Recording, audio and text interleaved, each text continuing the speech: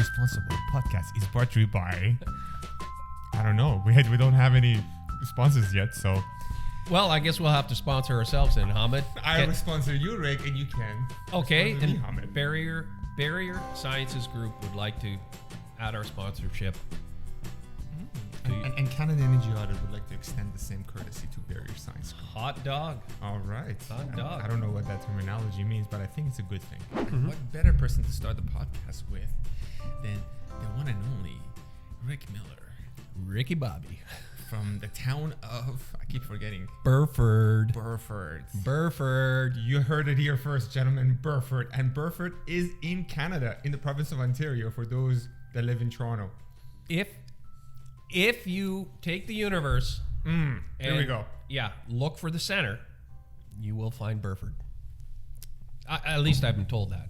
That's what they taught us in school. You're telling me that the world revolves around Burford. Is that what you're telling me? That's what I was taught. Yeah. Yeah. Yeah, that's a pretty big statement there, Rick. You know. You think? And I was looking at the home energy audit as a side gig to complement my primary gig, which was like at that time I was working in the bank. And I remember I called like 5 or 6 of them, and they're all like turned me down. And finally, I got an interview with one of them, and he's like, "We would like to schedule you in for a 5-minute phone interview."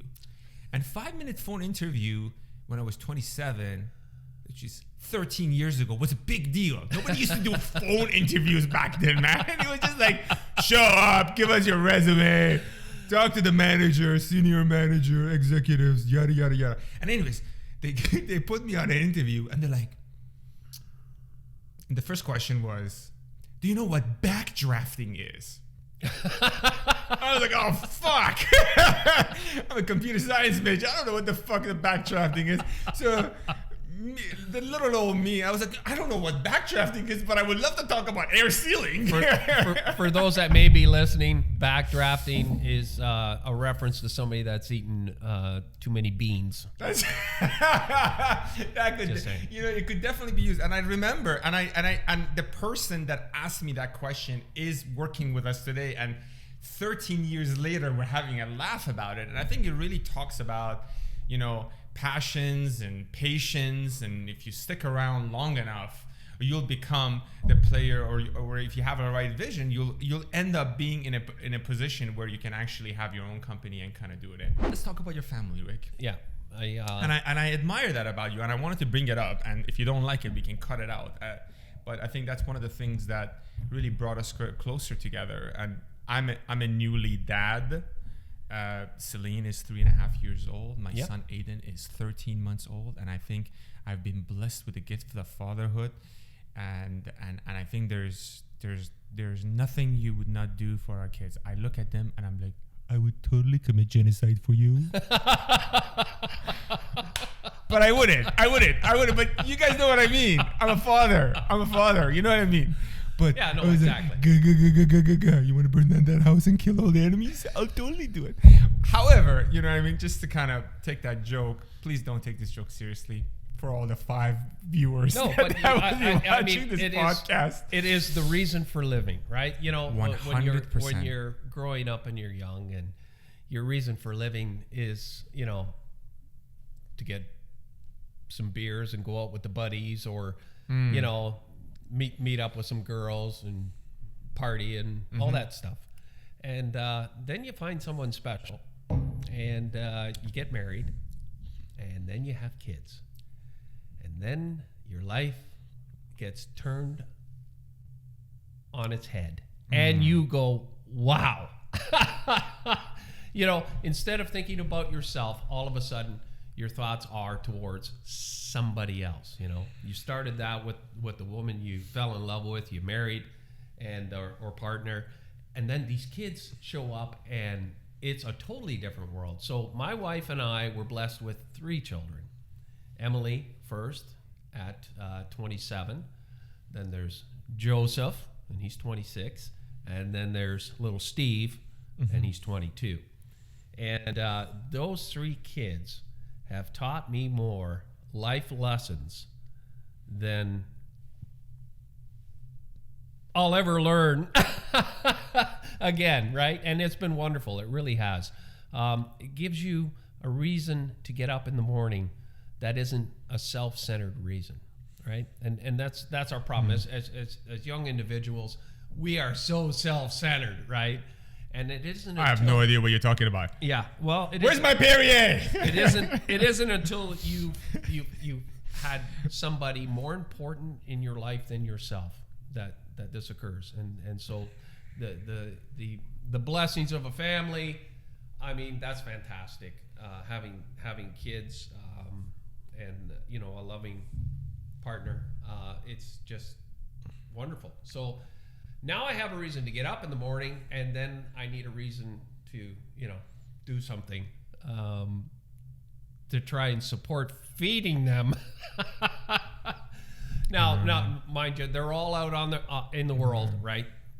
My wife and I are officially empty nesters.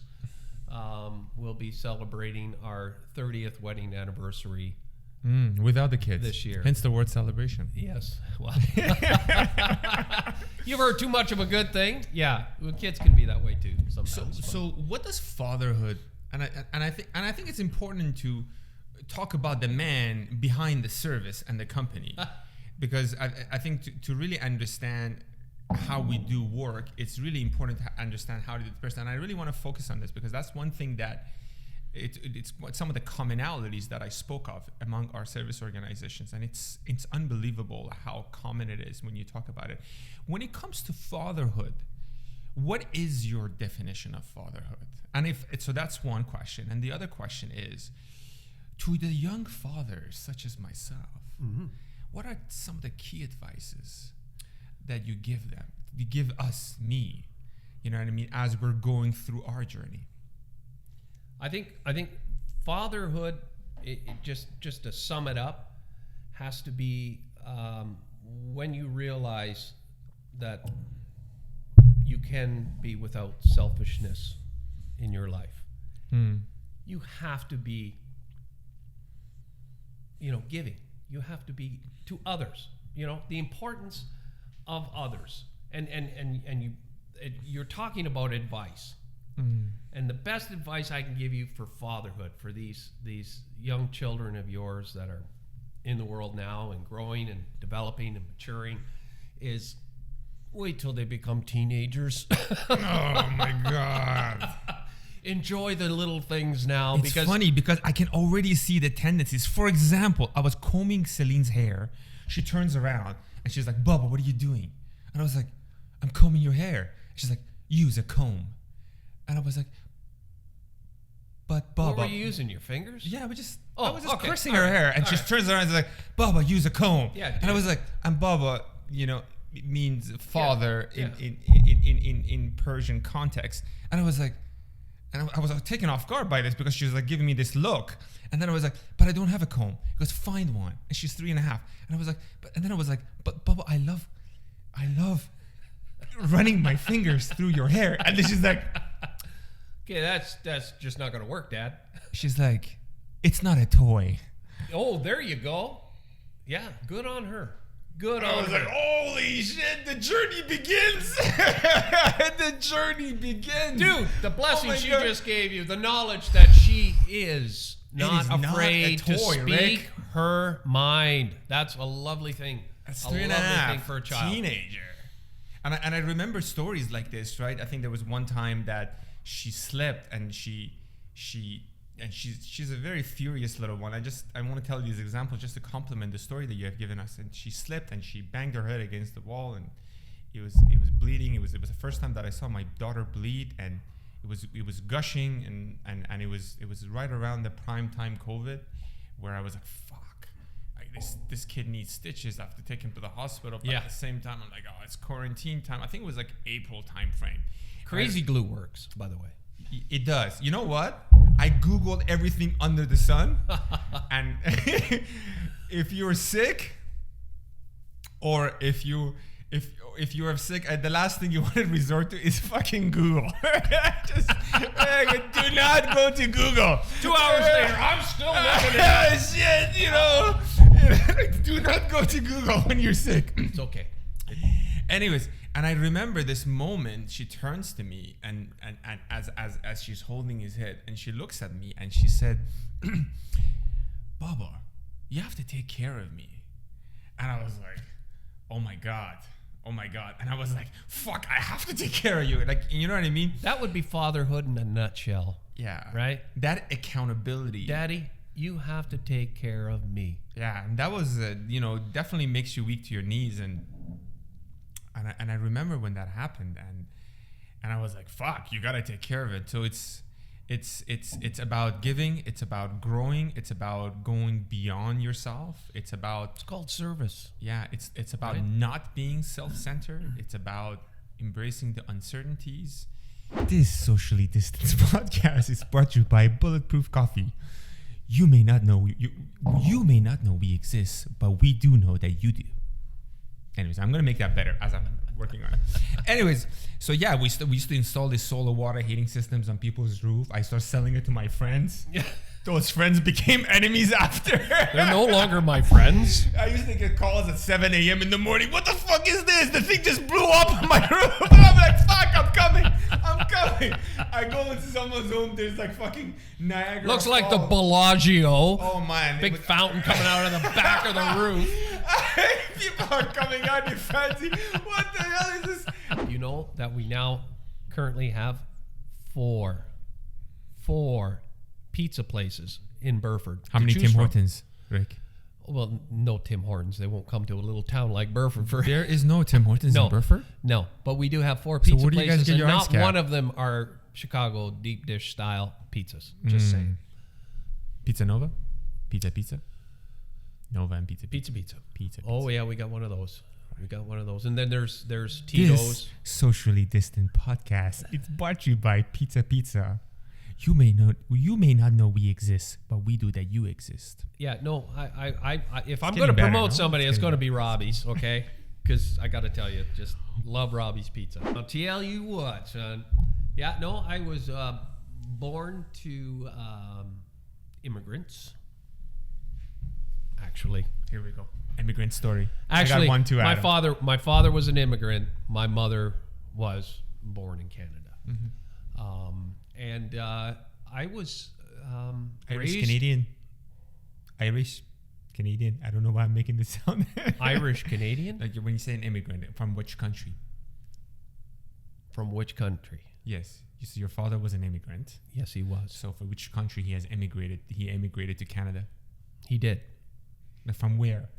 Don't say from Burford. From where did he come from? Well, it's a simple question, Rick. Yeah, I know. I'm just saying. Immigration, by definition, dictates that you have come from a different country, right? Why is he looking at me like I got hair on my nose? Like, I don't get it. They came. My grandparents and my father came from Hungary. Oh, okay. And that was easy. Yeah, and they landed and moved out to Saskatchewan, and it took just one winter out in Saskatchewan. yeah. Before they decided this is not the place to be, and moved to Ontario. Gotcha. And so they, were working on farms and, trying to make a living. And eventually my grandfather saved up enough to put down a deposit and bought a farm of his own. And tobacco farming was what I was born into. And wow. Yeah, so, tobacco was a big part of my life for, all of my teenage years, growing up through my teenage years and into the first 17 years of marriage. I took over that tobacco farm and ran it. Incredible. Yep. And then it was kind of like, okay, smoking, no good. Growing tobacco was getting squeezed out. Yeah. Now there's still tobacco farming going on, obviously, in Ontario. And yes, when somebody says Tillsonburg, my back still aches. So, but it's funny that there's a lot of passions and discipline in that industry as a farmer. So you used to wake up every day at 3 a.m., 4 a.m. We just didn't go to bed. It's incredible. Yeah. Incredible.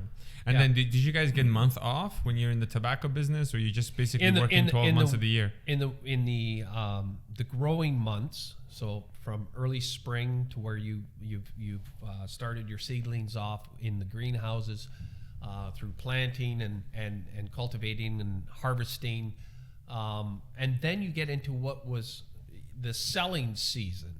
So while you're grading out the product that you've harvested through the late fall months, as it were, you start the selling season where you're shipping your product down to a central warehouse. In our case, it was Delhi, and buyers from the different manufacturers were coming in and looking at your product and putting a bid on it. Now, this was really cool because we all sat in a room, and they had what's called a Dutch clock. What's a Dutch clock? The Dutch clock in the buyer's room is a big clock that's running backwards, okay? So they'll start off with a starting price for a particular grade of your product.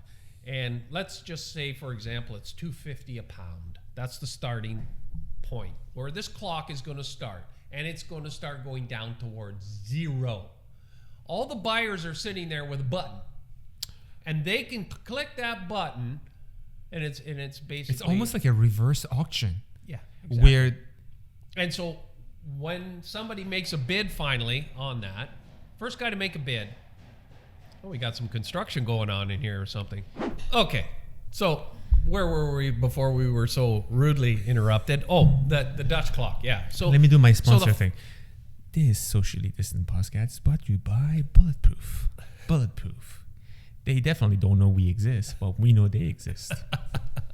Back to you. Damn good. That was the best one. Damn good coffee.